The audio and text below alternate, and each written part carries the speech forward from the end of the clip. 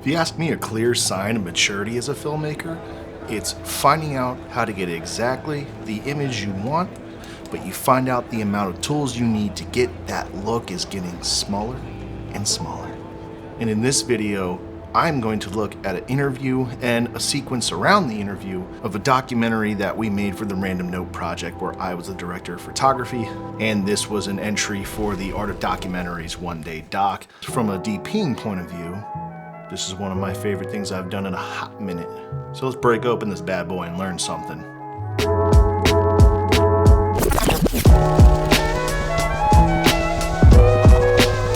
Alright, as per usual, boring tech crap out the way. Camera, red KOMODO-X. We shot these on some SMC modded Takumar lenses, some old vintage glass, and yeah, that's about it. I was so thankful to be a part of this project because it really went back to kind of my grassroots of my style, especially as a cinematographer. Naturalism, this free-flowing movement, really just kind of reacting to the sunlight, finding our nice pockets of shadows, and just living with the character in a way that feels real, but it has the contrast and the saturation, the punch of something that we can claim to be cinematic. And visually speaking, the beauty's in the simplicity here. And we're mainly looking at this interview shot right here, and then this sequence of B-roll shots that we did that coincide with the interview because they have the same exact lighting setup. Because this is a story about a woman walking through the city of Pittsburgh, leaving around these notes that can be found by anyone that give you just a little bit of inspiration to get you through your day, your hard time, or whatever you may be going through. So approaching this in the most naturalistic way possible from a visual standpoint just made sense. So here is our lovely space here. Now first and foremost, let's look at our environment here. We are shooting when the sun is no longer behind clouds. It's like 2 p.m., which at this time of year in Pittsburgh, the sun is right on top of us, barely at an angle. And it's cutting through all of these leaves, all of these trees. So the things that we're gonna be combating in a shot like this that we wanna shoot outside is we're gonna be fighting one, harsh daylight, which we're not getting any relief from as far as clouds or whatever. And when harsh sunlight pierces through leaves and trees and branches, you're gonna get this like dappling effect, which can look very nice on textures, on walls, on the grass, on trees, but our subject's face, maybe not for me. The technique that most people would do, and the one that we wanted to do at first, was put up something like a 6x or an 8x8 frame with a half-strength diffusion silk, net, bleach muslin, whatever, and just diffuse that incoming sunlight to create a new soft source, thus turning the harsh sunlight into something more soft and more like a polished and clean key light to strike our actor. And then we would put something on the left side of the frame here, but just to act as a negative fill, to bring some shadow back into the fill side of the face, to give it some contrast and some contour, because we're battling so much ambient daylight. And we can get a little bit of our contrast ratios back. And then if we really needed it, we could have something like a 600 acting as a hair light, or maybe something acting as like a hard source hitting the shoulder or something, just to give that little reality, that little realistic pop. But when you look at this frame here, the sun's on the right side, because I thought about all of those steps to get something that may or may not diffuse the sun enough while it's moving and cutting through trees and doing what the sun be doing. And then I thought to myself, what if we just said F the sun? Because the left side of the frame here is giving us the ambient level that we want as the key source for our interview in our entire scene. After all, we're putting in all this work with diffusion and frames and these extra lights and the negative fill to turn the sun into that ambient, large, soft source that we want as a key. But if we already have that value on the left side of frame, why don't we just use that left side of frame as our key light? And you can see in the BTS pics here, we just threw up a 48x48 black floppy to cut out the sun completely. Put it as close to our subject as possible, and we had enough foliage cover from the trees in the background where there wasn't going to be a sudden jump of exposure when we move from our talent to the backdrop. So now we've achieved exactly the look and tonality of a sunlight lit interview that we want, professionally speaking, with some G&E, but with just one piece of equipment. Now, my inspiration from this, I could have swore was from an interview that Bradford Young did with like Cook Optics or on a podcast or something, where he talked about how on Arrival he used just a ton of duvetine and black material just to block the sun, and then using what would normally be the fill side as the key side to get that consistently soft, moody look that he had throughout the film. I can't find that clip anywhere though, so maybe I just made that up. Or I could just thank Bradford Young for existing and then me just giving him credit for nothing, potentially. I don't know. Overall, this technique of taking black material, cutting out the sun, and then using the ambient spill as the key light is not only the setup for this interview, but it's the exact same setup we used for the scene that coincides with the interview, which is this here.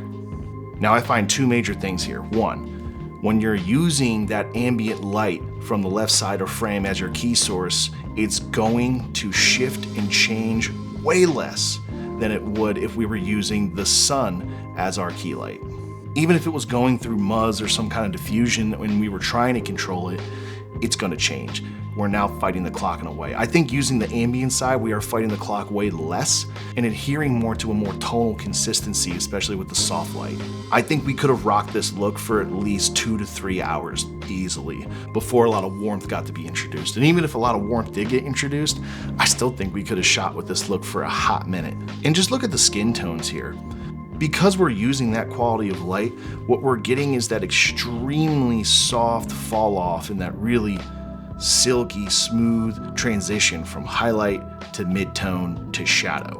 Which, if you ask me, it has that kind of silky quality that you would get from something like when people use a ton of big, soft studio sources to get that kind of clean, polished commercial look, but we're maintaining all the reflective properties of what sunlight does when it hits grass and concrete and trees, when it absorbs into the skin. We're keeping extremely natural colors, and when you have these little accoutrements around her like the backpack, the notebook, the Sharpie writing, the blanket, her clothing, that sunlight is maintaining a consistent richness.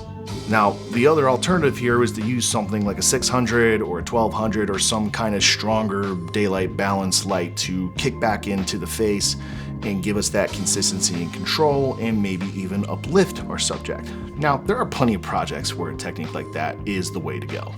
In fact, there are plenty of shoots that I would do where I would think, yeah, that's what we got to do.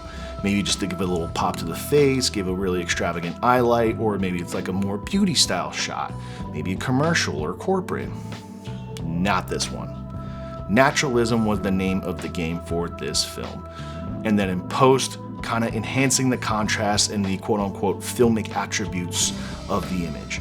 That's what we were going for. And I knew if we put something like a 600 or a 1200 or quite frankly any artificial source on the left or right side to either act as a kicker or to act as the key light to pump back in the face, I knew I was going to feel that artificial bite on the skin. Because in my experience, you have to have a ton of large source lights, and preferably tungsten style lights, to really emulate what the sun is doing as far as color consistency is concerned, as far as skin tone rendition is concerned. And look, I love my LED lights. I love them to death. They have saved my ass and have given me some really professional looking interview shots. But this time, we would have really felt the presence of an artificial light on our talent.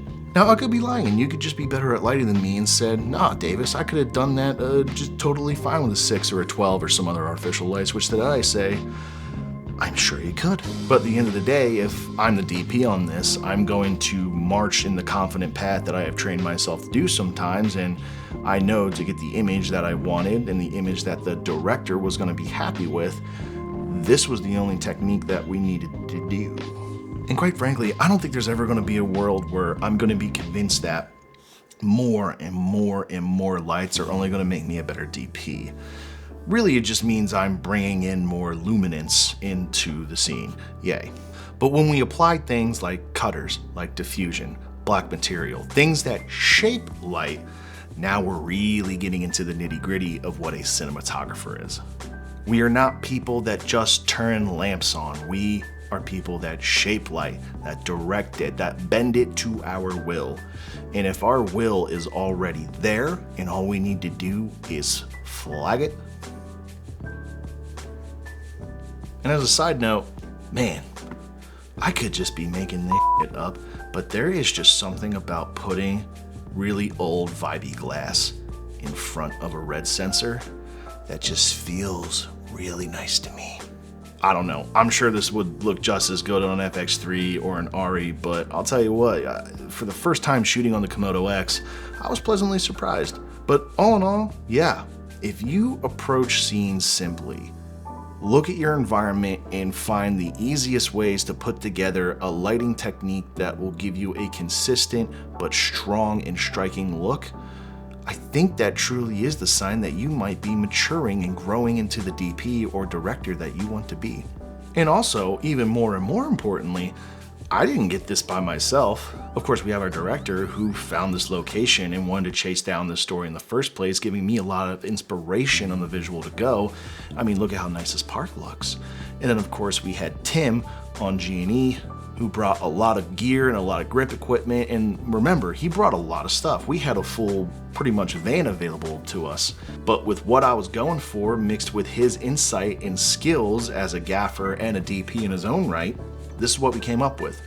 I'm just really happy that Andoni and Bridges Film Co. here in Pittsburgh trusted me with lensing this bad boy, with really trying to take charge of the image here to give him something that would just make him a happy lad and something that he would be proud to put towards the artofdocumentaries1day.com. And also, go to randomnotesproject.com. I put the link in the description. This is truly a fantastic story, and I think you should give it a look. Also, we just hit 5,000 subscribers. That's fucking crazy. That's nuts. That's nuts town. I feel like I need a whole video to explain how thankful I am to everyone for that. That is incredible to think that 5,000 of you nutcases are actually convinced that watching me on the internet is worth your time.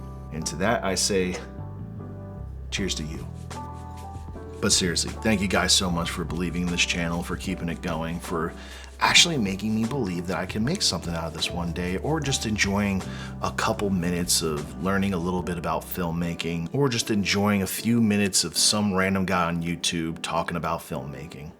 It's a privilege to do this, and it's an honor to have you watching. This has been Davis with The Sick Shop. I will see you on the next one. Goodbye.